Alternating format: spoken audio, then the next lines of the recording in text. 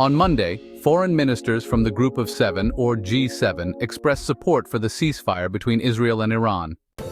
They also urged both sides to resume negotiations for a deal on Iran's nuclear program, according to a joint statement.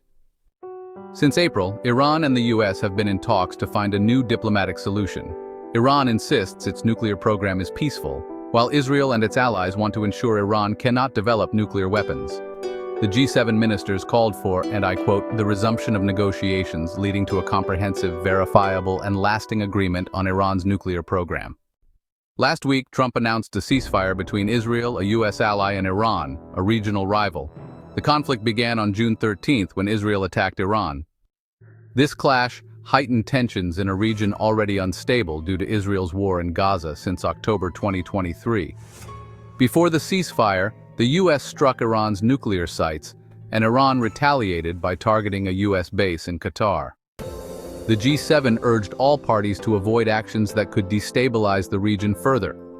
US Middle East envoy Steve Witkoff described the talks between Washington and Tehran as, promising, and expressed hope for a long-term peace deal.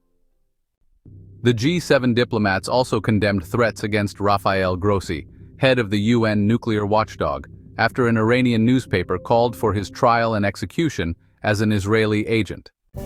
On June 12th, the UN nuclear watchdog's 35-nation Board of Governors declared Iran in breach of its non-proliferation obligations for the first time in nearly 20 years.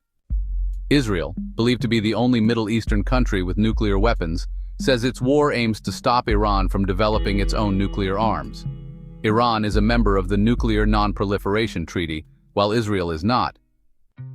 The UN watchdog, which inspects Iran's facilities, states there is, no credible indication of an active weapons program in Iran.